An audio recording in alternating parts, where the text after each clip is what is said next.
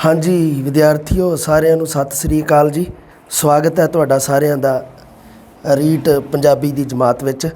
ਤੇ ਇਹਦੇ ਵਿੱਚ ਅੱਜ ਆਪਾਂ ਗੱਲ ਕਰਾਂਗੇ ਜੀ ਸਾਡੀ ਸਿੱਖਣ ਸਿਖਾਉਣ ਸਮੱਗਰੀ ਬਾਰੇ। ਦੇਖੋ ਜੀ ਸਿੱਖਣ ਸਿਖਾਉਣ ਸਮੱਗਰੀ ਦੇ ਵਿੱਚ ਹੀ ਆਪਾਂ ਸਾਡੇ ਦ੍ਰਿਸ਼ ਸ਼੍ਰਵ ਸਮੱਗਰੀ ਹੈ ਜਿਹੜੀ ਉਹ ਆਪਾਂ ਪੜ੍ਹਦੇ ਹਾਂ। ਸਾਡੀ ਸ਼੍ਰਵ ਦ੍ਰਿਸ਼ ਸਮੱਗਰੀ ਜਿਹੜੀ ਹੁੰਦੀ ਹੈ ਉਹ ਆਪਾਂ ਸਿੱਖਣ ਸਿਖਾਉਣ ਸਮੱਗਰੀ 'ਚ ਪੜ੍ਹਦੇ ਹਾਂ। ਲਿਖਿਆ ਹੋਇਆ ਹੈ ਨਾ ਕਿ ਆਪਣੇ ਦੇਖਣ ਸੁਣਨ ਸਾਧਨ ਵੇਰਵਾ ਅਤੇ ਵਰਤੋਂ ਦੇ ਸਿਧਾਂਤ ਇਸ ਤਰ੍ਹਾਂ ਟੌਪਿਕ ਦੇ ਰੱਖਿਆ। ਮੈਂ ਉਹਦੇ ਬਾਰੇ ਵਿਚਾਰ ਚਰਚਾ ਕਰਨੀ ਹੈ ਅੱਜ ਆਪਾਂ। ਜਿਹੜਾ ਦਿੱਤਾ ਹੋਇਆ ਦੇਖਣ ਸੁਣਨ ਸਾਧਨ, ਉਹਨਾਂ ਦਾ ਅਰਥ ਪਰਿਭਾਸ਼ਾ, ਵੇਰਵਾ ਉਹਨਾਂ ਦਾ ਮਤਲਬ ਕਿ ਉਹ ਦੇਖਣ ਸਾਧਨ ਕਿਹੜੇ ਆ, ਸੁਣਨ ਸਾਧਨ ਕਿਹੜੇ ਆ, ਦੇਖਣ ਅਤੇ ਸੁਣਨ ਦੋਨੋਂ ਸਾਧਨ ਕਿਹੜੇ ਆ, ਉਹਨੂੰ ਕਿਹਾ ਜਾਂਦਾ ਵੇਰਵਾ ਦੇਣਾ। ਉਹਨਾਂ ਦਾ ਪੂਰਾ ਵੇਰਵਾ, ਪੂਰੀ ਜਾਣਕਾਰੀ ਦੇਣੀ। ਵੇਰਵਾ ਅਤੇ ਵਰਤੋਂ ਦੇ ਸਿਧਾਂਤ, ਵਰਤੋਂ ਹੁੰਦੀ ਹੈ ਯੂਜ਼, ਉਹਨਾਂ ਦੇ ਉਪਯੋਗ ਦੇ ਸਿਧਾਂਤ ਕੀ ਹੈ। ਧਿਆਨ ਰੱਖਿਓ ਪਿਛਲੀ ਵਾਰ ਬਹੁਤ ਸਾਰੇ ਵਿਦਿਆਰਥੀ, ਮੈਂ ਹਾਲਾਂਕਿ YouTube 'ਤੇ ਵੀਡੀਓ ਵੀ ਪਾਈ ਸੀਗੀ ਸਿਲੇਬਸ ਬਾਰੇ, ਫਿਰ ਵੀ ਬਹੁਤ ਸਾਰੇ ਵਿਦਿਆਰਥੀ ਪਤਾ ਨਹੀਂ ਖੈਰ ਕਿਉਂ ਹੋ ਜਾਂਦਾ ਐਵੇਂ ਵਿਦਿਆਰਥੀਆਂ ਦੇ ਨਾਲ, ਵਿਦਿਆਰਥੀ ਫਿਰ ਵੀ ਐਗਜ਼ਾਮ ਦੇ ਲਾਸਟ ਤੱਕ ਇਹੀ ਗੱਲ ਪੁੱਛਦੇ ਰਹੇ, ਸਰ ਵੇਰਵਾ ਅਤੇ ਵਰਤੋਂ ਦੇ ਸਿਧਾਂਤ ਇਹ ਕਿਹੜਾ ਟੌਪਿਕ ਹੈ। ਤਾਂ ਮੈਂ ਹਾਲਾਂਕਿ ਬਹੁਤ ਵਾਰੀ ਦੱਸਿਆ ਸੀ, ਮੈਂ ਇਹ ਗੱਲ ਮੇਰਾ ਦੱਸਦੇ ਦਾ ਗਲਾ ਬੈਠ ਗਿਆ ਸੀਗਾ ਕਿ ਵਿਦਿਆਰਥੀਓ ਦੇਖਣ ਸੁਣਨ ਸਾਧਨ, ਅਰਥ, ਵੇਰਵਾ ਅਤੇ ਵਰਤੋਂ ਦੇ ਸਿਧਾਂਤ ਇਹ ਪੂਰਾ ਟੌਪਿਕ ਦਾ ਇੱਕ ਹੀ ਨਾਮ ਹੈ। ਇਹਦਾ ਮਤਲਬ ਹੈ ਵੀ ਦੇਖਣ ਸੁਣਨ ਸਾਧਨਾਂ ਦਾ ਅਰਥ ਦੱਸੋ, ਪਰਿਭਾਸ਼ਾ ਦੱਸੋ, ਉਹਨਾਂ ਦਾ ਵੇਰਵਾ ਮਤਲਬ ਆਹ ਦੇਖਣ ਸਾਧਨ ਹੈ ਜੀ, ਆਹ ਸੁਣਨ ਸਾਧਨ ਹੈ, ਆਹ ਦੇਖਣ ਸੁਣਨ ਦੋਨੋਂ ਸਾਧਨ ਹੈ, ਉਹਨੂੰ ਕਿਹਾ ਜਾਂਦਾ ਵੇਰਵਾ। ਅਤੇ ਵਰਤੋਂ ਉਹਨਾਂ ਦੇ ਯੂਜ਼ ਕਰਨ ਦੇ ਸਿਧਾਂਤ ਕੀ ਹੈ, ਉਪਯੋਗ ਵਿੱਚ ਲਿਆਉਣ ਦਾ ਕੀ ਸਿਧਾਂਤ ਹੈ। ਸਮਝ ਗਏ ਕਹਾਣੀ। ਅੱਜ ਆਪਾਂ ਗੱਲ ਕਰਨੀ ਹੈ ਸਿੱਖਣ ਸਿਖਾਉਣ ਸਮੱਗਰੀ ਦੇ ਵਿੱਚ ਦੇਖਣ ਸੁਣਨ ਸਾਧਨਾਂ ਦੀ ਪਰਿਭਾਸ਼ਾ, ਅਰਥ, ਵੇਰਵਾ ਅਤੇ ਵਰਤੋਂ ਦੇ ਸਿਧਾਂਤ ਬਾਰੇ ਗੱਲ ਕਰਾਂਗੇ ਜੀ। ਲਓ ਜੀ, ਸਿੱਖਣ ਸਿਖਾਉਣ ਸਮੱਗਰੀ ਦੀ ਸਭ ਤੋਂ ਪਹਿਲਾਂ ਜੇ ਮੈਂ ਗੱਲ ਕਰਾਂ ਤਾਂ ਸਿੱਖਣ ਸਿਖਾਉਣ ਸਮੱਗਰੀ ਹੈ ਜਿਹੜੀ ਕੀ ਹੁੰਦੀ ਹੈ, ਇਹਦੇ ਵਿੱਚ ਗੱਲ ਕਰਦੇ ਹਾਂ। ਦੇਖੋ ਜੀ ਗੱਲ ਇਵੇਂ ਆ ਵੀ ਅਧਿਆਪਕ ਦੀ ਸਫਲਤਾ ਕਿਹੜੀ ਚੀਜ਼ ਦੇ ਵਿੱਚ ਹੈ। ਅਗਰ ਤੁਸੀਂ ਮੈਨੂੰ ਪੁੱਛੋ ਵੀ ਸਰ ਅਧਿਆਪਕ ਦੀ ਸਫਲਤਾ ਕਿਹੜੀ ਚੀਜ਼ ਦੇ ਵਿੱਚ ਹੈ, ਤਾਂ ਮੇਰੇ ਵੱਲੋਂ ਇਹ ਜਵਾਬ ਹੋਊਗਾ ਸਾਡੀਆਂ ਜਿਹੜੀਆਂ ਬੁੱਕਸ ਹੈ ਉਹ ਕੀ ਕਹਿੰਦੀਆਂ ਇਹਦੇ ਬਾਰੇ ਕਿ ਜੋ ਅਧਿਆਪਕ ਵਿਦਿਆਰਥੀ ਨੂੰ ਜੋ ਸਮੱਗਰੀ ਪ੍ਰਦਾਨ ਕਰਦਾ ਹੈ, ਉਹਨੂੰ ਜੋ ਵੀ ਪਾਠ ਵਸਤੂ, ਵਿਸ਼ੇ ਵਸਤੂ ਦੇ ਰੂਪ ਵਿੱਚ ਪੜ੍ਹਾਉਂਦਾ ਹੈ, ਜੋ ਵੀ ਗਿਆਨ ਪ੍ਰਦਾਨ ਕਰਦਾ ਹੈ, ਉਹ ਗਿਆਨ ਕਿੰਨੀ ਵੱਧ ਮਾਤਰਾ ਵਿੱਚ ਅਤੇ ਕਿੰਨਾ ਸ਼ੁੱਧ ਉਸ ਬੱਚੇ ਤੱਕ ਪਹੁੰਚਿਆ ਹੈ, ਇਸ ਗੱਲ 'ਤੇ ਅਧਿਆਪਕ ਦੀ ਸਫਲਤਾ ਨਿਰਭਰ ਕਰਦੀ ਹੈ। ਹੁਣ ਅਗਲੀ ਗੱਲ ਦੇਖਦੇ ਹਾਂ ਜੀ, ਅਧਿਆਪਕ ਆਪਣੇ ਕੰਮ ਨੂੰ ਪਾਕ ਕਰਨ ਵਾਸਤੇ ਕੀ ਕਰਦਾ ਹੈ ਵੀ ਜੋ ਪਾਠ, ਜੋ ਵਿਸ਼ਾ ਵਸਤੂ ਬੱਚਿਆਂ ਨੂੰ ਪੜ੍ਹਾਉਣ ਜਾ ਰਿਹਾ ਉਹਨੂੰ ਕੀ ਕਰਦਾ, ਉਹ ਸੁਭਾਵਿਕ ਬਣਾਉਣ ਵਾਸਤੇ, ਸਵਾਸਤਵਿਕ, ਦਿਲਚਸਪ ਅਤੇ ਬਾਲ ਕੇਂਦਰਿਤ ਬਣਾਉਣ ਵਾਸਤੇ ਇੱਕ ਕੋਸ਼ਿਸ਼ ਕਰਦਾ ਹੈ। ਜੋ ਕੀ ਕਰਦਾ, ਉਹ ਸਿੱਖਣ ਦੇ ਵਿੱਚ ਸਿੱਖਣ ਸਿਖਾਉਣ ਸਮੱਗਰੀ ਦੀ ਵਰਤੋਂ ਕਰਦਾ, ਕਿਉਂਕਿ ਸਿੱਖਿਆ ਅੱਜ ਦੀ ਜਿਹੜੀ ਆਧੁਨਿਕ ਸਿੱਖਿਆ ਉਹ ਬਾਲ ਕੇਂਦਰਿਤ ਹੋ ਗਈ ਹੈ ਜੀ। ਹੁਣ ਵਿਸ਼ੇ ਵਸਤੂ ਨੂੰ ਬਾਲ ਕੇਂਦਰਿਤ ਕਰਨ ਵਾਸਤੇ ਉਸ ਨੂੰ ਮਤਲਬ ਕੀ ਹੈ ਵੀ ਉਸ ਦਾ ਪੱਧਰ ਹੈ ਜਿਹੜਾ ਉਹ ਪੂਰਾ ਫਿਕਸ ਕਰਨ ਵਾਸਤੇ, ਵਿਦਿਆਰਥੀ ਦੇ ਅਨੁਸਾਰ ਸੈੱਟ ਕਰਨ ਵਾਸਤੇ ਅਧਿਆਪਕ ਕੀ ਕਰਦਾ ਹੈ, ਪਾਠ ਨੂੰ ਪੜ੍ਹਾਉਣ ਦੇ ਨਾਲ ਨਾਲ ਉਸ ਪਾਠ ਦੇ ਨਾਲ ਸੰਬੰਧਿਤ ਸਿੱਖਣ ਸਿਖਾਉਣ ਸਮੱਗਰੀ ਦੀ ਵਰਤੋਂ ਕਰਦਾ ਹੈ। ਸਧਾਰਨ ਭਾਸ਼ਾ ਤੋਂ ਇਲਾਵਾ ਕਈ ਹੋਰ ਚੀਜ਼ਾਂ ਹੁੰਦੀਆਂ ਜਿਹੜੀਆਂ ਅਧਿਆਪਕ ਇਕੱਲਾ ਨਹੀਂ ਸਿਖਾ ਸਕਦਾ। ਅਧਿਆਪਕ ਕੀ ਕਰਦਾ, ਸਿੱਖਣ ਸਿਖਾਉਣ ਸਮੱਗਰੀ ਦੀ ਵਰਤੋਂ ਕਰਦਾ, ਜਿਨ੍ਹਾਂ ਦੀ ਸਹਾਇਤਾ ਦੇ ਨਾਲ ਕੀ ਹੁੰਦਾ ਹੈ, ਪੜ੍ਹਾਇਆ ਗਿਆ ਜਿਹੜਾ ਪਾਠ ਹੈ ਉਹ ਜ਼ਿਆਦਾ ਸਪਸ਼ਟ ਹੁੰਦਾ ਹੈ। ਜ਼ਿਆਦਾ ਸਪਸ਼ਟ ਕਰਨ ਵਾਸਤੇ, ਜ਼ਿਆਦਾ ਕਲੀਅਰ ਕਰਨ ਵਾਸਤੇ ਹੀ ਤਾਂ ਸਿੱਖਣ ਸਿਖਾਉਣ ਸਮੱਗਰੀ ਦੀ ਵਰਤੋਂ ਕੀਤੀ ਜਾਂਦੀ ਹੈ। ਉਦਾਹਰਨ ਵਾਸਤੇ ਆਪਾਂ ਮੰਨ ਲਓ ਕਿ ਵਿਦਿਆਰਥੀ ਨੂੰ ਗੋਲਡਨ ਟੈਂਪਲ ਬਾਰੇ ਪੜ੍ਹਾ ਰਹੇ ਹਾਂ, ਸ਼੍ਰੀ ਹਰਿਮੰਦਰ ਸਾਹਿਬ ਬਾਰੇ, ਅੰਮ੍ਰਿਤਸਰ ਬਾਰੇ, ਤਾਂ ਬੱਚੇ ਦੇ ਸਾਹਮਣੇ ਮਾਡਲ ਪੇਸ਼ ਕਰ ਦਿਓ। ਉਸ ਤੋਂ ਬੈਸਟ ਕੀ ਹੋ ਸਕਦਾ, ਉਹ ਮਾਡਲ ਜਿਹੜਾ ਪੇਸ਼ ਕੀਤਾ ਉਹ ਅਧਿਆਪਕ ਨੇ ਕੀ ਕੀਤਾ, ਸਿੱਖਣ ਸਿਖਾਉਣ ਸਮੱਗਰੀ ਪੇਸ਼ ਕੀਤੀ। ਸਿੱਖਿਆ ਵਿੱਚ ਇਸ ਨੂੰ ਸਹਾਇਕ ਸਮੱਗਰੀ ਦਾ ਨਾਮ ਕਿਹਾ ਜਾਂਦਾ, ਉਸ ਸਮੱਗਰੀ ਨੂੰ ਸਹਾਇਕ ਸਮੱਗਰੀ ਕਿਹਾ ਜਾਂਦਾ ਹੈ। ਮਤਲਬ ਜੋ ਸਹਾਇਕ ਸਿੱਧ ਹੁੰਦੀ ਹੈ, ਹੈਲਪਰ ਜਿਹਨੂੰ ਆਪਾਂ ਕਹਿ ਦਿੰਦੇ ਹਾਂ। ਇਸ ਨਾਲ ਬੱਚਿਆਂ ਦਾ ਧਿਆਨ ਪਾਠ ਵਸਤੂ ਦੇ ਵੱਲ ਖਿੱਚਿਆ ਜਾਂਦਾ। ਬਿਲਕੁਲ, ਅਗਰ ਬੱਚਿਆਂ ਦਾ ਧਿਆਨ ਕੇਂਦਰਿਤ ਕਰਨਾ ਉਹਦੇ ਵੱਲ, ਤਾਂ ਮੈਨੂੰ ਲੱਗਦਾ ਵੀ ਸਿੱਖਣ ਸਿਖਾਉਣ ਸਮੱਗਰੀ, ਸਹਾਇਕ ਸਮੱਗਰੀ ਬਹੁਤ ਬੈਸਟ ਚੀਜ਼ ਹੈ।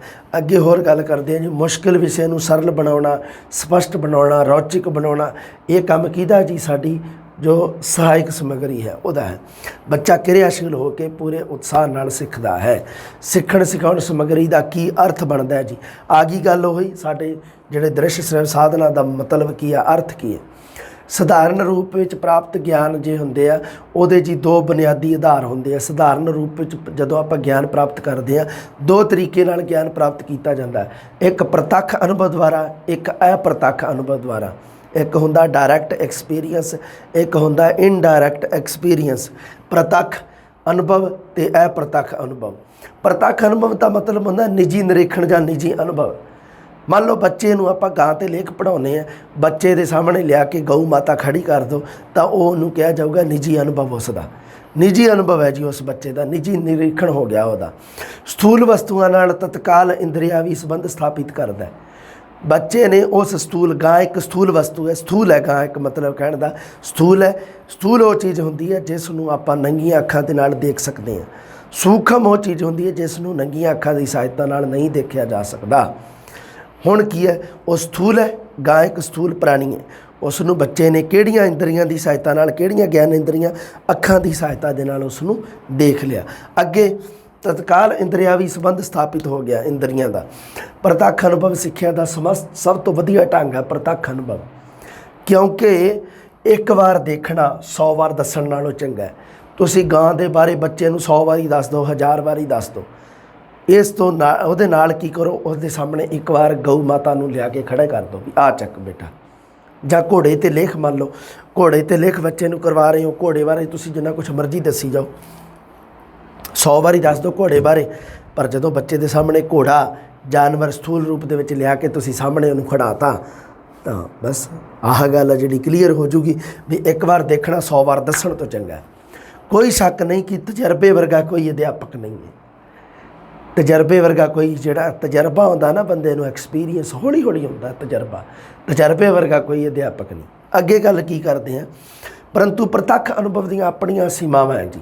ਹਰ ਚੀਜ਼ ਹੈ ਜਿਹੜੀ ਉਹ ਆਪਾਂ ਹਰ ਵਸਤੂ ਬੱਚੇ ਦੇ ਸਾਹਮਣੇ ਪ੍ਰਤੱਖ ਨਹੀਂ ਲਿਆ ਸਕਦੇ। ਤਾਜ ਮਹਿਲ ਬੱਚੇ ਦੇ ਸਾਹਮਣੇ ਚੱਕ ਕੇ ਨਹੀਂ ਲਿਆ ਸਕਦੇ। ਸ਼੍ਰੀ ਹਰਿਮੰਦਰ ਸਾਹਿਬ ਹੈ ਤਾਂ ਹੈ ਨਹੀਂ ਵੀ ਚੱਕ ਕੇ ਬੱਚੇ ਦੇ ਸਾਹਮਣੇ ਲੈ ਆਵਾਂਗੇ, ਜਾਂ ਕੋਈ ਇਹੋ ਜਿਹੀ ਸਥਿਤੀ ਕਈ ਵਾਰੀ ਨਹੀਂ ਬਣਦੀ ਕਿ ਆਪਾਂ ਉੱਥੇ ਜਾ ਕੇ ਬੱਚੇ ਨੂੰ ਦਿਖਾ ਸਕੀਏ, ਹੈ ਨਾ। ਇਸ ਤਰ੍ਹਾਂ ਦਾ ਤਾਂ ਮੌਕਾ ਮਿਲਣ ਸ਼ਾਇਦ ਨਾ ਬਣੇ, ਤਾਂ ਇਦੋਂ ਚੰਗਾ ਕੀ ਹੈ, ਉਸ ਤੋਂ ਅੱਗੇ ਕੀ ਹੈ, ਪ੍ਰਤੱਖ ਅਨੁਭਵ ਦੀਆਂ ਸੀਮਾਵਾਂ। ਹਰ ਪ੍ਰਕਾਰ ਦੇ ਗਿਆਨ ਦੇਣ ਵਾਸਤੇ ਆਪਾਂ ਇਸ ਨੂੰ ਨਹੀਂ ਵਰਤ ਸਕਦੇ। ਅਸੀਂ ਤਾਜ ਮਹਿਲ ਨੂੰ ਸ਼੍ਰੇਣੀ ਦੇ ਕਮਰੇ ਦੇ ਵਿੱਚ ਨਹੀਂ ਦਿਖਾ ਸਕਦੇ, ਤਾਜ ਮਹਿਲ ਨੂੰ ਨਹੀਂ ਦਿਖਾ ਸਕਦੇ। ਤਾਜ ਮਹਿਲ ਦਾ ਨਮੂਨਾ ਦਿਖਾ ਸਕਦੇ ਹਾਂ, ਤਾਜ ਮਹਿਲ ਦਾ ਚਿੱਤਰ ਦਿਖਾ ਸਕਦੇ ਹਾਂ, ਤਾਜ ਮਹਿਲ ਦਾ ਮਾਡਲ ਦਿਖਾ ਸਕਦੇ ਹਾਂ, ਤਾਜ ਮਹਿਲ ਨੂੰ ਨਹੀਂ ਦਿਖਾ ਸਕਦੇ। ਕੋਈ ਐਂ ਤਾਂ ਹੈ ਨਹੀਂ ਵੀ ਆਗਰੇ ਤੋਂ ਜਾ ਕੇ ਭੱਜ ਕੇ ਤਾਜ ਮਹਿਲ ਚੱਕ ਕੇ ਤੇ ਕਲਾਸ 'ਚ ਲੈ ਆਵਾਂਗੇ, ਇਸ ਤਰ੍ਹਾਂ ਤਾਂ ਨਹੀਂ ਹੋਊਗਾ। ਹਾਂਜੀ, ਉਦਾਹਰਨ ਲਈ ਹੋ ਗਈ ਗੱਲ ਕਲੀਅਰ। ਇਤਿਹਾਸ ਦੇ ਵਿਸ਼ੇ ਨੂੰ ਤਾਂ ਪ੍ਰਤੱਖ ਅਨੁਭਵ ਨਾਲ ਆਪਾਂ ਸਮਝ ਹੀ ਨਹੀਂ ਸਕਦੇ, ਸੰਭਵ ਹੀ ਨਹੀਂ ਕਹੇ ਵੀ ਇਤਿਹਾਸ ਦਾ ਵਿਸ਼ਾ। ਫਿਰ ਉਹਦੇ ਵਾਸਤੇ ਆਪਾਂ ਨੂੰ ਕੀ ਕਰਨਾ ਚਾਹੁੰਦੇ, ਕਿਉਂਕਿ ਇਹਦਾ ਵਿਸ਼ਾ ਜ਼ਿਆਦਾਤਰ ਬੀਤ ਚੁੱਕੀਆਂ ਘਟਨਾਵਾਂ ਦੇ ਨਾਲ ਹੁੰਦਾ। ਇਤਿਹਾਸ ਦਾ ਸੰਬੰਧ ਹੁੰਦਾ ਪਾਸਟ ਦੇ ਨਾਲ, ਬੀਤ ਚੁੱਕੀਆਂ ਘਟਨਾਵਾਂ ਦੇ ਨਾਲ। ਅਜਿਹੀ ਹਾਲਤ ਵਿੱਚ ਕੀ ਹੁੰਦਾ ਹੈ, ਇਹ ਪ੍ਰਤੱਖ ਅਨੁਭਵ 'ਤੇ ਨਿਰਭਰ ਹੋਣਾ ਪੈਂਦਾ। ਦੋ ਤਰੀਕੇ ਨਾਲ ਆਪਾਂ ਬੰਦਾ ਗਿਆਨ ਪ੍ਰਾਪਤ ਕਰਦਾ, ਪ੍ਰਤੱਖ ਅਨੁਭਵ ਤੇ ਅਪ੍ਰਤੱਖ। ਪ੍ਰਤੱਖ ਅਨੁਭਵ ਦੀਆਂ ਆਪਣੀਆਂ ਸੀਮਾਵਾਂ। ਹਰ ਚੀਜ਼ ਨੂੰ ਆਪਾਂ ਬੰਦੇ ਨੂੰ ਪ੍ਰਤੱਖ ਰੂਪ ਨਾਲ ਨਹੀਂ ਦਿਖਾ ਸਕਦੇ, ਇਸ ਕਰਕੇ ਸਾਨੂੰ ਅਪ੍ਰਤੱਖ ਗਿਆਨ ਦੀ ਸਹਾਇਤਾ ਲੈਣੀ ਪੈਂਦੀ ਹੈ, ਨਾਲ ਉਹਦੇ 'ਤੇ ਨਿਰਭਰ ਹੋਣਾ ਪੈਂਦਾ। ਇਹਨਾਂ ਨੂੰ ਕੀ ਕਿਹਾ ਜਾਂਦਾ ਜੀ, ਅਪ੍ਰਤੱਖ ਅਨੁਭਵ ਨੂੰ ਪ੍ਰਤੀਨਿਧ ਅਨੁਭਵ ਵੀ ਕਿਹਾ ਜਾਂਦਾ ਹੈ। ਅਪ੍ਰਤੱਖ ਅਨੁਭਵ ਨੂੰ ਦੂਸਰਾ ਨਾਮ ਪ੍ਰਤੀਨਿਧ ਅਨੁਭਵ ਵੀ ਕਿਹਾ ਜਾਂਦਾ ਹੈ। ਅਪ੍ਰਤੱਖ ਅਨੁਭਵ ਨੂੰ ਪ੍ਰਤੀਨਿਧ ਅਨੁਭਵ ਵੀ ਕਿਹਾ ਜਾਂਦਾ ਹੈ। ਅਪ੍ਰਤੱਖ ਅਨੁਭਵ ਨੂੰ ਪ੍ਰਤੀਨਿਧ ਅਨੁਭਵ ਵੀ ਕਿਹਾ ਜਾਂਦਾ ਹੈ। ਉਦਾਹਰਣ ਵਾਸਤੇ ਤਾਜ ਮਹਿਲ ਦਾ ਮਾਡਲ ਤੁਸੀਂ ਬਣਾ ਕੇ ਲੈ ਆਏ, ਉਹ ਤਾਜ ਮਹਿਲ ਦੀ ਪ੍ਰਤੀਨਿਧੀ ਕਰ ਰਿਹਾ ਹੈ। ਤਾਜ ਮਹਿਲ ਦਾ ਪ੍ਰਤੀਨਿਧੀ ਬਣ ਕੇ ਹੈ, ਉਹ ਪ੍ਰਤੀਨਿਧੀ ਬਣਿਆ ਹੋਇਆ ਉਸ ਦਾ, ਇਸ ਕਰਕੇ ਇਹਨਾਂ ਨੂੰ ਪ੍ਰਤੀਨਿਧ ਅਨੁਭਵ ਕਿਹਾ ਜਾਂਦਾ ਹੈ। ਇਹ ਕਿਸੇ ਹੋਰ ਦੁਆਰਾ ਪ੍ਰਾਪਤ ਹੁੰਦੇ, ਕਿਉਂਕਿ ਇਹ ਕਿਸੇ ਹੋਰ ਦੁਆਰਾ ਪ੍ਰਾਪਤ ਹੁੰਦੇ ਆ। ਇਹਨਾਂ ਨੂੰ ਸਿੱਖਣ ਸਿਖਾਉਣ ਦੇ ਸਾਧਨ ਜਾਂ ਸਿੱਖਣ ਸਿਖਾਉਣ ਸਮੱਗਰੀ ਵੀ ਕਿਹਾ ਜਾਂਦਾ ਹੈ। ਦੇਖਣ ਸੁਣਨ ਸਾਧਨਾਂ ਦੀ ਲੋੜ ਅਤੇ ਮਹੱਤਤਾ ਕੀ ਹੈ ਜੀ।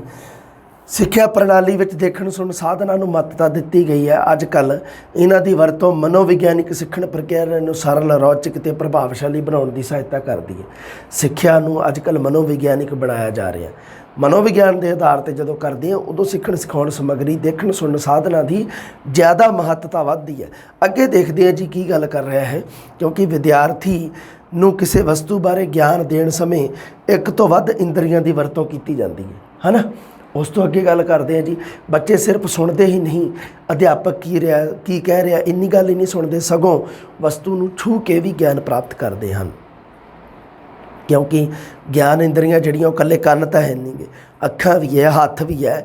ਕਿਸੇ ਚੀਜ਼ ਨੂੰ ਵਿਦਿਆਰਥੀ ਛੂਹ ਕੇ ਗਿਆਨ ਪ੍ਰਾਪਤ ਕਰਦੇ ਆ, ਕਿਸੇ ਚੀਜ਼ ਨੂੰ ਅੱਖਾਂ ਨਾਲ ਵੇਖ ਕੇ, ਕਿਸੇ ਨੂੰ ਸੁਣ ਕੇ, ਹੈ ਨਾ। ਅਧਿਆਪਕ ਦੀ ਤਾਂ ਗੱਲ ਉਹ ਸਿਰਫ ਸੁਣ ਕੇ ਪ੍ਰਾਪਤ ਕਰਨਗੇ, ਪਰ ਅਧਿਆਪਕ ਜੇਕਰ ਨਾਲ ਸਿੱਖਣ ਸਿਖਾਉਣ ਸਮੱਗਰੀ ਦੇਖਣ ਸੁਣਨ ਸਾਧਨਾਂ ਦੀ ਵਰਤੋਂ ਕਰਦਾ ਤਾਂ ਬੱਚੇ ਉਸ ਨੂੰ ਆਪਣੇ ਹੱਥਾਂ ਨਾਲ ਵੀ, ਹੱਥਾਂ ਦੀ ਛੋਹ ਨਾਲ ਵੀ ਉਸ ਦਾ ਗਿਆਨ ਪ੍ਰਾਪਤ ਕਰ ਸਕਦੇ ਆ, ਅਤੇ ਨਾਲ ਨਾਲ ਕੀ ਹੈ ਜੀ, ਅੱਖਾਂ ਦੀ ਸਹਾਇਤਾ ਨਾਲ ਵੀ ਗਿਆਨ ਪ੍ਰਾਪਤ ਕਰ ਸਕਦੇ। ਸਾਰੀਆਂ ਗਿਆਨ ਇੰਦਰੀਆਂ ਦੀ ਵਰਤੋਂ ਹੁੰਦੀ ਹੈ। परिभाषा देखो जी, जोसेफ जे वैबर की परिभाषा का ध्यान रखना तुसी। वैबर की कहता, वैबर कहता भी ज्ञान ग्रहण प्रक्रिया समय व्यक्ति 40% ज्ञान अखां दे नाल प्राप्त करता है। अगे पूरा ध्यान रखियो, पहली तो परिभाषा, उपरोक्त परिभाषा किस दी है जी, कि व्यक्ति 40% ज्ञान अखां नाल, 25% मतलब प्रतिशत, फीसदी का मतलब होंदा प्रतिशत, परसेंट, 25% कन्नां नाल, 17% छूण नाल, 15% भिन्न भिन्न शरीरक अनुभव ਅਤੇ 3% 3% स्वाद चख के ਜਾਂ ਸੁੰਘ ਕੇ ਪ੍ਰਾਪਤ ਕਰਦਾ ਹੈ। ਇਹ ਜੋਸਫ ਜੇ ਵੈਬਰ ਨੇ ਪਰਿਭਾਸ਼ਾ ਦਿੱਤੀ ਹੈ। ਇਹ ਪਰਿਭਾਸ਼ਾ ਜਿਹੜੀ ਐਗਜ਼ਾਮ ਦੇ ਵਿੱਚ ਆਈ ਹੋਈ ਹੈ, ਅੱਗੇ ਵੀ ਆਉਣ ਦੀ ਸੰਭਾਵਨਾ ਬਰਕਰਾਰ ਹੋਊਗੀ। ਪੂਰੀ ਧਿਆਨ ਰੱਖਿਓ। ਜੋਸਫ ਜੇ ਵੈਬਰ ਦੇ ਅਨੁਸਾਰ ਅੱਖਾਂ ਨਾਲ ਕਿੰਨੇ % ਗਿਆਨ ਪ੍ਰਾਪਤ ਕੀਤਾ ਜਾਂਦਾ, ਕਿੰਨੇ ਫੀਸਦੀ ਜੀ, 40%, ਕੰਨਾਂ ਨਾਲ ਕਿੰਨਾ ਜੀ, 25%, ਛੂਹਣ ਨਾਲ 17%, ਅਤੇ ਭਿੰਨ ਭਿੰਨ ਸਰੀਰਕ ਅਨੁਭਵਾਂ ਨਾਲ 15%, ਅਤੇ ਸਵਾਦ ਚੱਖ ਕੇ ਜਾਂ ਸੁੰਘ ਕੇ 3% ਗਿਆਨ ਪ੍ਰਾਪਤ ਕੀਤਾ ਜਾਂਦਾ, 3%। ਪੜ੍ਹਾਉਂਦੇ ਸਮੇਂ ਅਧਿਆਪਕ ਨੂੰ ਭਿੰਨ ਭਿੰਨ ਪ੍ਰਕਾਰ ਦੀ ਅਜਿਹੀ ਸਮੱਗਰੀ ਦਾ ਵਰਤੋਂ ਕਰਨੀ ਚਾਹੀਦੀ ਹੈ, ਵਿਦਿਆਰਥੀ ਦੇਖ, ਸੁਣ, ਛੂਹ ਕੇ, ਸੁੰਘ ਕੇ, ਸੋਚ ਵਿਚਾਰ ਕੇ ਉਸ ਚੀਜ਼ ਦਾ ਗਿਆਨ ਪ੍ਰਾਪਤ ਕਰ ਸਕੇ। ਇੰਦਰੀਆਂ ਦੀ ਸਹਾਇਤਾ ਨਾਲ ਗਿਆਨ, ਕਿਉਂਕਿ ਇੰਦਰੀਆਂ ਜਿਹੜੀਆਂ ਉਹ ਗਿਆਨ ਦਾ ਪ੍ਰਵੇਸ਼ ਦੁਆਰ ਹਨ। ਇੰਦਰੀਆਂ ਹਨ ਗਿਆਨ ਦਾ ਪ੍ਰਵੇਸ਼ ਦੁਆਰ। ਅੱਖ, ਕੰਨ ਅਤੇ ਸਾਡੇ ਜਿਹੜੇ ਨੱਕ ਅਤੇ ਆਪਣਾ ਜਿਹੜਾ ਹੈਗਾ ਹੱਥ, ਇਹ ਸਾਰੇ ਗਿਆਨ ਦਾ ਪ੍ਰਵੇਸ਼ ਦੁਆਰ। ਹਾਂ, ਅਜਿਹੀ ਸਮੱਗਰੀ ਵਿਦਿਆਰਥੀਆਂ ਦੇ ਮਨਾਂ ਉੱਪਰ ਸਪਸ਼ਟ ਅਤੇ ਚਿਰਸਥਾਈ ਪ੍ਰਭਾਵ ਛੱਡਦੀ ਹੈ। ਸਿੱਖਣ ਸਿਖਾਉਣ ਸਮੱਗਰੀ ਦੇ ਸਾਧਨ ਕਿਹੜੇ ਆ ਦੇਖ ਲਓ ਜੀ। ਚਿੱਤਰ, ਬਲੈਕ ਬੋਰਡ, ਨਕਸ਼ੇ, ਮਾਡਲ, ਅਖਬਾਰਾਂ, radio, tape recorder, TV, computer ਆਦਿ। ਮੈਂ ਜਦੋਂ ਸਿੱਖਣ ਸਿਖਾਉਣ ਸਮੱਗਰੀ ਦਾ ਜਦੋਂ ਵੀ ਟੈਸਟ ਹੋਊਗਾ ਉਦੋਂ ਪ੍ਰੋਪਰ ਤੁਹਾਨੂੰ ਦੱਸਿਆ ਜਾਊਗਾ। ਅਲੱਗ ਤੋਂ ਬੜਾ ਹਜੇ ਇਹਦੇ ਵਿੱਚ ਬਹੁਤ ਪਰਿਭਾਸ਼ਾਵਾਂ ਜਿਹੜੀਆਂ ਨਹੀਂ ਗੀਆਂ ਉਹ ਵੀ ਆ ਜਾਣਗੀਆਂ। ਤੁਹਾਨੂੰ ਚਿੰਤਾ ਕਰਨ ਦੀ ਲੋੜ ਨਹੀਂ, ਕਿਸੇ ਗੱਲ ਦੀ ਟੈਨਸ਼ਨ ਲੈਣ ਦੀ ਲੋੜ ਨਹੀਂ। ਸਾਰੀਆਂ ਪਰਿਭਾਸ਼ਾਵਾਂ ਤੁਹਾਨੂੰ ਪ੍ਰੋਪਰ ਦੱਸੀਆਂ ਜਾਣਗੀਆਂ। ਉਸ ਤੋਂ ਬਾਅਦ ਅੱਗੇ ਗੱਲ ਕਰਦੇ ਹਾਂ ਜੀ। ਹਾਂ, ਸਭ ਤੋਂ ਪਹਿਲਾਂ ਸਿੱਖਣ ਸਿਖਾਉਣ ਸਮੱਗਰੀ ਆ ਗਈ ਜੀ। ਸਭ ਤੋਂ ਪਹਿਲੀ ਹੈਗੀ ਹੈ ਜੀ ਬਲੈਕ ਬੋਰਡ। ਸਭ ਤੋਂ ਪਹਿਲੀ ਸਾਡੀ ਬਲੈਕ ਬੋਰਡ ਹੈਗਾ ਜੀ ਸਿੱਖਿਆ ਪ੍ਰਦਾਨ ਕਰਨ ਦਾ ਉੱਤਮ ਅਤੇ ਸਭ ਤੋਂ ਵਧੀਆ, ਸਸਤਾ। ਇਸ ਨੂੰ ਅਧਿਆਪਕ ਦਾ ਮਿੱਤਰ ਅਤੇ ਸਾਥੀ ਕਿਹਾ ਜਾਂਦਾ ਹੈ। ਅਗਰ ਪ੍ਰਸ਼ਨ ਆ ਜੇ ਕਿ ਕਿਹੜਾ ਸਹਾਇਕ ਸਾਧਨ ਹੈ ਜਿਸ ਨੂੰ ਅਧਿਆਪਕ ਦਾ ਮਿੱਤਰ ਅਤੇ ਸਾਥੀ ਕਿਹਾ ਜਾਂਦਾ, ਚਾਕ, ਬੋਰਡ, ਕੁਛ ਵੀ ਲਿਖਦੇ ਜੀ, ਉਹ ਹੈ ਜੀ ਬਲੈਕ ਬੋਰਡ। ਹਾਂ, ਦ੍ਰਿਸ਼ ਸਾਧਨ ਹੈ ਜੀ, ਬਿਲਕੁਲ ਸਹੀ ਹੈ। ਇਸ ਵਿੱਚ ਤੱਥਾਂ ਅਤੇ ਚਿੱਤਰਾਂ ਦਾ ਸੁਮੇਲ ਹੁੰਦਾ ਹੈ। ਇਸ ਵਿੱਚ ਤਾਰਕਿਕ ਢੰਗ ਦੀ ਕ੍ਰਮਬੱਧਤਾ ਹੁੰਦੀ ਹੈ। ਵਿਚਾਰਾਂ ਅਤੇ ਤੱਥਾਂ ਦੇ ਆਪਸੀ ਸੰਬੰਧਾਂ ਦੀ ਅਜਿਹੀ ਸੁੰਦਰਤਾ, ਇਹ ਹੈ ਜਿਹੜਾ ਇਹ ਜਿਹੜਾ ਤੱਥਾਂ ਅਤੇ ਚਿੱਤਰਾਂ ਦਾ ਸੁਮੇਲ ਹੈ, ਜਿਹੜਾ ਇਹ ਹੈਗਾ ਜੀ ਸਾਡਾ, ਹਾਂ, ਇਹ ਹੈ ਜਿਹੜਾ ਸਾਡਾ ਤੱਥਾਂ ਅਤੇ ਚਿੱਤਰਾਂ ਦਾ ਸੁਮੇਲ ਦੇ ਰੱਖਿਆ ਜੀ।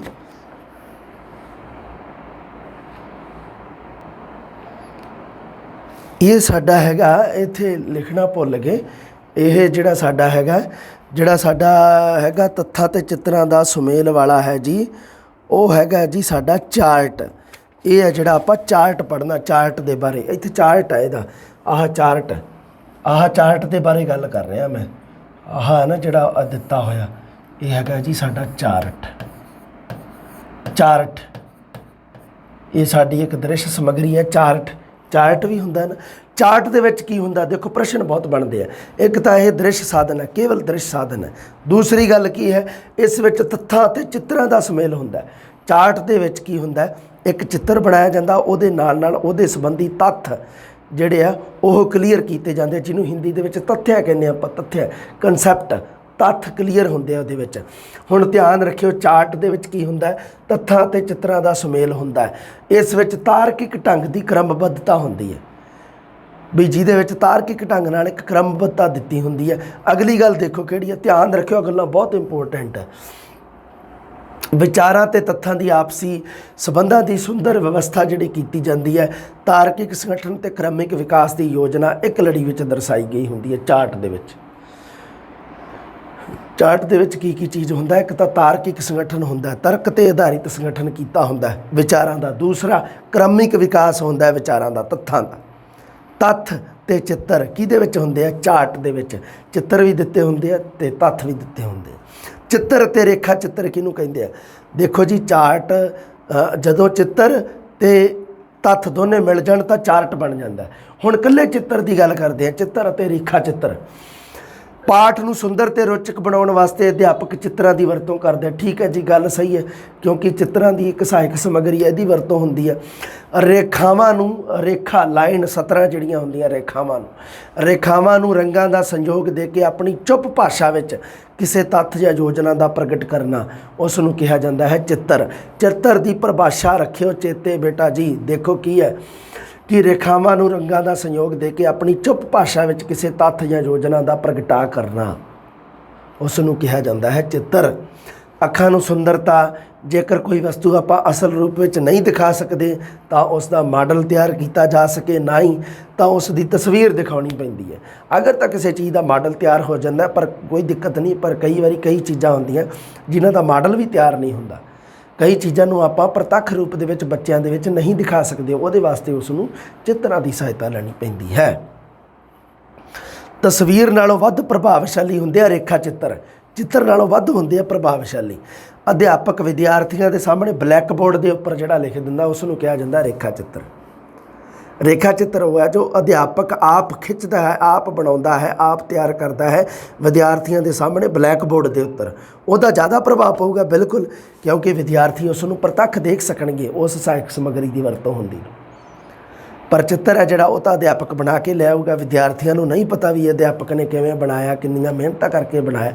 ਪਰ ਜਦੋਂ ਅਧਿਆਪਕ ਉਹਨਾਂ ਦੇ ਸਾਹਮਣੇ ਬਣਾਊਗਾ, ਉਸ ਨੂੰ ਕਿਹਾ ਜਾਂਦਾ ਹੈ ਰੇਖਾ ਚਿੱਤਰ। ਧਿਆਨ ਰੱਖਿਓ, ਪ੍ਰਸ਼ਨ ਆਊਗਾ ਇਹਦੇ ਵਿੱਚੋਂ। ਮਾਡਲ, ਕਿਸੇ ਵਸਤੂ ਦਾ ਛੋਟਾ ਰੂਪ, ਲੰਬਾਈ, ਚੌੜਾਈ, ਉਚਾਈ, ਮੋਟਾਈ, ਗੁਲਾਈ ਜਾਂ ਮਿੱਟੀ ਆਦਿ ਵਿੱਚੋਂ ਘੱਟੋ ਘੱਟ 3 ਗੱਲਾਂ ਦਾ ਧਿਆਨ ਰੱਖਿਆ ਜਾਂਦਾ ਹੈ ਨਾ। ਵੀ ਮਾਡਲ ਹੈ ਜਿਹੜਾ, ਉਹਦੇ ਵਿੱਚ ਕੁਛ ਤਾਂ ਚੀਜ਼ਾਂ ਦਾ ਖਿਆਲ ਰੱਖਿਆ ਜਾਂਦਾ, ਕੋਈ ਲੰਬਾਈ, ਚੌੜਾਈ, ਮੋਟਾਈ ਦਾ। ਨਹੀਂ ਤਾਂ ਉਹ ਮੰਨ ਲਓ ਵੀ ਜਿਵੇਂ ਮੰਨ ਲਓ ਬਣਾਉਣਾ ਹੋਵੇ ਤਾਜ ਮਹਿਲ ਤੇ ਲੱਗੇ ਕੁਤੁਬ ਮੀਨਾਰ, ਫਿਰ ਉਹ ਤਾਂ ਸਿਸਟਮ ਚੰਗਾ ਨਹੀਂ ਹੋਊਗਾ, ਹੈ ਨਾ। ਵੀ ਗੱਲ ਕਰ ਰਹੇ ਹਾਂ ਇੱਕ ਨੋਰਮਲ ਤੁਹਾਡੇ ਨਾਲ ਕਿ ਉਸ ਦਾ ਇੱਕ ਇਸ ਤਰ੍ਹਾਂ ਦਾ ਧਿਆਨ ਰੱਖਿਆ ਜਾਂਦਾ ਵੀ ਉਹ ਨਮੂਨਾ ਜਿਹੜਾ ਬਿਲਕੁਲ ਜਿਹੜੀ ਸਹੀ ਵਸਤੂ, ਅਸਲ ਵਸਤੂ ਆ, ਉਹਦੇ ਵਰਗਾ ਲੱਗੇ, ਉਸ ਨੂੰ, ਉਸ ਚੀਜ਼ ਨੂੰ ਪ੍ਰਦਰਸ਼ਿਤ ਕਰੇ। ਅੱਗੇ ਦੇਖੋ ਜੀ, ਹਾਂ ਕਿਹੜੀ ਚੀਜ਼ ਆਪਾਂ ਮਾਡਲ ਵਾਸਤੇ ਕਿਹੜੀ ਚੀਜ਼ ਦੀ ਵਰਤੋਂ ਕਰ ਸਕਦੇ ਹਾਂ। ਇਸ ਨੂੰ ਪ੍ਰਤੀਮੂਰਤੀ ਜਾਂ ਮਾਡਲ ਵੀ ਕਿਹਾ ਜਾਂਦਾ। ਪ੍ਰਤੀਮੂਰਤੀ, ਮਾਡਲ, ਨਮੂਨਾ, ਬੜਾ ਕੁਛ ਕਹਿੰਦੇ ਆਪਾਂ ਇਹਨੂੰ। ਮਿੱਟੀ, ਕਾਗਜ਼, ਚੂਨਾ, ਕਾਰਡਬੋਰਡ ਲੈ ਲਓ, ਲੋਹਾ, ਤਾਰ, ਕੱਪੜੇ, ਉੱਨ, ਬਾਂਸ, ਪਲਾਸਟਿਕ ਆਦਿ ਵਸਤੂਆਂ ਦੇ ਪ੍ਰਯੋਗ ਨਾਲ ਮਾਡਲ ਤਿਆਰ ਕੀਤਾ ਜਾ ਸਕਦਾ ਹੈ। ਹਰ ਇੱਕ ਅਸਲੀ ਚੀਜ਼ ਨੂੰ ਸ਼੍ਰੇਣੀ ਵਿੱਚ ਨਹੀਂ ਪੇਸ਼ ਕਰ ਸਕਦੇ ਆਪਾਂ, ਪ੍ਰਤੱਖ ਅਨੁਭਵ ਨਹੀਂ ਦਿਖਾ ਸਕਦੇ, ਇਸ ਕਰਕੇ ਮਾਡਲ ਦੀ ਸਹਾਇਤਾ ਲਈ ਜਾਂਦੀ ਹੈ। ਤਾਜ ਮਹਿਲ, ਭਾਖੜਾ ਡੈਮ ਜਾਂ ਕੁਤੁਬ ਦੀ ਲਾਟ, ਇਹ ਆ ਜਿਹੜੇ ਸਥਲ ਆ, ਇਤਿਹਾਸਕ ਸਥਲ ਆ, ਇਹਨਾਂ ਨੂੰ ਆਪਾਂ ਨਹੀਂ ਦਿਖਾ ਸਕਦੇ। ਇਹਨਾਂ ਦੇ ਮਾਡਲ ਵੇਖ ਕੇ ਜੀ ਅਸਲ ਵਸਤੂਆਂ ਦਾ ਆਪਾਂ ਨੂੰ ਹੋ ਜਾਂਦਾ ਅਨੁਮਾਨ ਵੀ ਅਸਲੀ ਵਸਤੂ ਐਵੇਂ ਦੀ ਹੋਵੇਗੀ। ਹੁਣ ਆ ਗਿਆ ਜੀ ਬੁਲੇਟਿਨ ਬੋਰਡ। ਬੁਲੇਟਿਨ ਬੋਰਡ ਹੈ ਜਿਹੜਾ ਇੱਕ ਉਪਯੋਗੀ ਉਪਕਰਨ ਹੈ। ਦੇਸ਼ ਦੀਆਂ ਰਾਜਨੀਤਿਕ, ਆਰਥਿਕ ਤੇ ਸਮਾਜਿਕ ਸਮੱਸਿਆਵਾਂ ਸੰਬੰਧੀ ਚਿੱਤਰ, ਗ੍ਰਾਫ, ਸ਼ਕਲਾਂ ਤੇ ਲੇਖ ਅਤੇ ਜ਼ਰੂਰੀ ਸੂਚਨਾਵਾਂ ਨੂੰ ਪ੍ਰਦਰਸ਼ਿਤ ਕਰਕੇ ਬੱਚਿਆਂ ਦੀ ਜਿਗਿਆਸਾ ਨੂੰ ਉਕਸਾਇਆ ਜਾਂਦਾ ਹੈ, ਉਹਨਾਂ ਦੇ ਗਿਆਨ ਵਿੱਚ ਵਾਧਾ ਹੁੰਦਾ। ਬੁਲੇਟਿਨ ਬੋਰਡ ਹੈ ਜਿਹੜਾ, ਇਹ ਇੱਕ ਦ੍ਰਿਸ਼ ਸਮੱਗਰੀ ਦੇ ਵਿੱਚ ਆਉਂਦਾ ਹੈ। ਤਾਂ ਦੇਖ ਲਓ ਕਿਹੜੀ 'ਚ ਇਹਦੇ ਨਾਲ ਸੰਬੰਧਿਤ ਰਾਜਨੀਤਿਕ, ਆਰਥਿਕ, ਸਮਾਜਿਕ ਸਮੱਸਿਆਵਾਂ ਸੰਬੰਧੀ ਚਿੱਤਰ, ਗ੍ਰਾਫ, ਸ਼ਕਲਾਂ ਤੇ ਲੇਖ, ਜ਼ਰੂਰੀ ਸੂਚਨਾਵਾਂ ਬੱਚਿਆਂ ਦੇ ਸਾਹਮਣੇ ਪ੍ਰਦਰਸ਼ਿਤ ਕੀਤੀਆਂ ਜਾਂਦੀਆਂ। ਆਜ ਕੇ ਬੁਲੇਟਿਨ ਸਮਾਚਾਰ। ਹਾਂਜੀ, ਫਲੈਨਲ ਬੋਰਡ। ਅੱਜ ਕੱਲ੍ਹ ਫਲੈਨਲ ਬੋਰਡ ਦਾ ਬੜਾ ਮਹੱਤਵ ਹੈ, ਛੋਟੀਆਂ ਜਮਾਤਾਂ ਲਈ ਤਾਂ ਬੜਾ ਮਹੱਤਵ ਇਹਦਾ ਹੋ ਜਾਂਦਾ। ਇਸ ਨੂੰ ਬਣਾਉਣ ਵਾਸਤੇ 36x48 ਦਾ ਇੱਕ ਪਲਾਈਵੁੱਡ ਜਾਂ ਹਾਰਡਬੋਰਡ ਦਾ ਫੱਟਾ ਲੈ ਲਓ ਜੀ, ਟੁਕੜਾ ਲੈ ਲਓ, ਉਹਦੇ ਉੱਪਰ ਉਨੇ ਹੀ ਮਾਪ ਦਾ ਇੱਕ ਫਲੈਨਲ, ਉਸ ਨੂੰ ਉੱਪਰ ਕੱਪੜੇ ਨਾਲ ਖਿੱਚ ਕੇ ਬੰਨ੍ਹ ਦਿੱਤਾ ਜਾਂਦਾ ਉਸ ਫਲੈਨਲ ਨੂੰ। ਇਸ ਪਿੱਛੋਂ ਉਸ ਉੱਤੇ ਭਿੰਨ ਵਿਸ਼ਿਆਂ ਨਾਲ ਸੰਬੰਧਿਤ ਚਿੱਤਰ, ਨਕਸ਼ੇ, ਰੇਖਾ ਚਿੱਤਰ, ਗ੍ਰਾਫ ਆਦਿ ਚੀਜ਼ਾਂ ਫਲੈਨਲ ਬੋਰਡ 'ਤੇ ਪ੍ਰਦਰਸ਼ਿਤ ਕੀਤੀ ਸਮੱਗਰੀ ਨੂੰ ਖੁਰਦਰੇ ਕਾਗਜ਼ ਦੇ ਉੱਪਰ ਗੂੰਦ ਨਾਲ ਚਿਪਕਾ ਦਿੱਤਾ ਜਾਂਦਾ ਹੈ। ਉਹਦੇ ਉੱਪਰ ਆਪਾਂ ਕੀ ਕਰਦੇ ਹਾਂ, ਇਸ ਨਾਲ ਇਹ ਟੁਕੜੇ ਫਲੈਨਲ ਬੋਰਡ ਦੇ ਉੱਪਰ ਚਿਪਕੇ ਰਹਿੰਦੇ ਆ, ਅਤੇ ਜਦੋਂ ਆਪਾਂ ਵਰਤੋਂ ਕਰ ਲਈ ਤਾਂ ਫਲੈਨਲ ਬੋਰਡ ਤੋਂ ਉਹ ਆਪਾਂ ਜਿਹੜੇ ਲਿਖੇ ਹੋਏ ਆ ਸ਼ਬਦਾਵਲੀ ਜਾਂ ਕੋਈ ਚਿੱਤਰ, ਉਸ ਨੂੰ ਆਪਾਂ ਹਟਾ ਸਕਦੇ ਹਾਂ। ਫਲੈਨਲ ਬੋਰਡ ਵੀ ਉਹ ਇੱਕ ਮੰਨ ਲਓ ਲੈ ਲਿਆ ਇੱਕ ਕੀ ਚੀਜ਼ ਹੈ, ਇੱਕ ਪਲਾਈਵੁੱਡ ਜਾਂ ਹਾਰਡਬੋਰਡ ਦਾ ਟੁਕੜਾ, ਉਹਦੇ 'ਤੇ ਉਨਾ ਹੀ ਮਾਪ ਦਾ ਇੱਕ ਫਲੈਨਲ ਬੋਰਡ ਤਾਂ ਹੋ ਗਿਆ, ਉਹ ਜਿਹੜਾ ਟੁਕੜਾ ਲੈ ਲਿਆ ਬੋਰਡ ਦਾ, ਫਲੈਨਲ ਉੱਪਰ ਜਿਹੜਾ ਉਹ ਕੱਪੜਾ, ਜਿਹੜਾ ਫਲੈਨਲ ਕੱਪੜਾ, ਉਹ ਜਦੋਂ ਉੱਪਰ ਉਹਦੇ ਵਧੀਆ ਮੇਖਾਂ ਮੁੱਖਾਂ ਲਾ ਕੇ ਸੈੱਟ ਕਰ ਲਿਆ, ਅਤੇ ਉਹਦੇ ਉੱਪਰ ਉਹ ਸਿਸਟਮ ਹੀ ਐਵੇਂ ਦਾ ਹੁੰਦਾ ਵੀ ਉਹਦੇ ਉੱਪਰ ਤੁਸੀਂ ਕੋਈ ਵੀ ਮਤਲਬ ਜਿਹੜਾ ਕੋਈ ਸ਼ਬਦ ਜਾਂ ਕੋਈ ਵਿਚਾਰ ਜਾਂ ਕੋਈ ਫੋਟੋ ਤਸਵੀਰ ਚਿੱਤਰ ਉਸ ਨੂੰ ਉੱਪਰ ਚਿਪਕੇ ਸਕਦੇ ਹੋ। ਉਹਨੂੰ ਲੋੜ ਜਦੋਂ ਹੋ ਗਈ ਪੂਰੀ ਉਦੋਂ ਉਹਨੂੰ ਹਟਾ ਵੀ ਸਕਦੇ। ਫਲੈਨਲ ਬੋਰਡ। ਅੱਗੇ ਆ ਗਿਆ ਜੀ ਫਲੈਸ਼ ਬੋਰਡ। ਫਲੈਸ਼ ਬੋਰਡ ਕੀ ਹੁੰਦਾ ਹੈ? ਅਧਿਆਪਕ ਗੱਤੇ ਉੱਪਰ ਲਿਖੀ ਚੀਜ਼ ਜਿਸ ਵਿੱਚ ਕੁਝ ਕਰਨ, ਕਹਿਣ ਜਾਂ ਉੱਤਰ ਦੇਣ ਲਈ ਕਿਹਾ ਗਿਆ ਹੁੰਦਾ ਵਿਦਿਆਰਥੀਆਂ ਨੂੰ ਦਿਖਾਇਆ ਜਾਂਦਾ ਹੈ। ਇਸ ਸੰਬੰਧੀ ਪੁੱਛ ਗਿੱਛ ਕਰਦਾ ਹੈ। ਗੱਤੇ ਦਾ ਟੁਕੜਾ ਥੋੜ੍ਹੀ ਦੇਰ ਲਈ ਵਿਖਾਇਆ ਜਾਂਦਾ, ਇਸ ਲਈ ਇਸ ਨੂੰ ਫਲੈਸ਼ ਬੋਰਡ ਕਿਹਾ ਜਾਂਦਾ। ਫਲੈਸ਼ ਮਾਰਨੀ, ਇੱਕਦਮ ਫਲੈਸ਼ ਮਾਰਨੀ, ਉਹ ਥੋੜ੍ਹੀ ਦੇਰ ਵਾਸਤੇ ਵਿਖਾਇਆ ਜਾਂਦਾ ਗੱਤੇ ਦਾ ਟੁਕੜਾ ਬੱਚਿਆਂ ਦੇ।